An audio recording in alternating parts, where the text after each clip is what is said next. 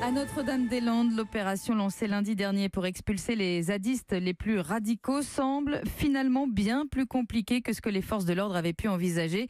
Car ce matin, en face des 2500 gendarmes, il n'y a plus 250 personnes, mais 3 fois plus avec l'arrivée chaque jour de nouveaux renforts, sans compter ceux et celles venus manifester hier. Pierre-Baptiste Vanzini, envoyé spécial d'Europe 1.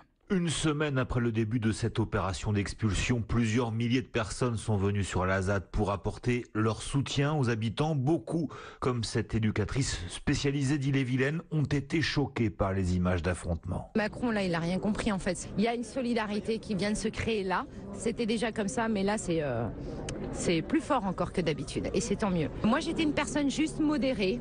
Ce qu'il a gagné aujourd'hui, c'est que moi, comme d'autres, eh bien là, aujourd'hui, on se radicalise. Et beaucoup veulent croire que le soutien est de plus en plus important au fur et à mesure que les jours passent, comme ce jeune homme, cagoule sur la tête, qui défie les gendarmes. De toute manière, nos idées, elles arrivent à terme. Elles arrivent à faire en sorte que, par exemple, moi, mes parents qui n'étaient pas du tout d'accord avec moi avant, aujourd'hui, ils sont fiers de moi.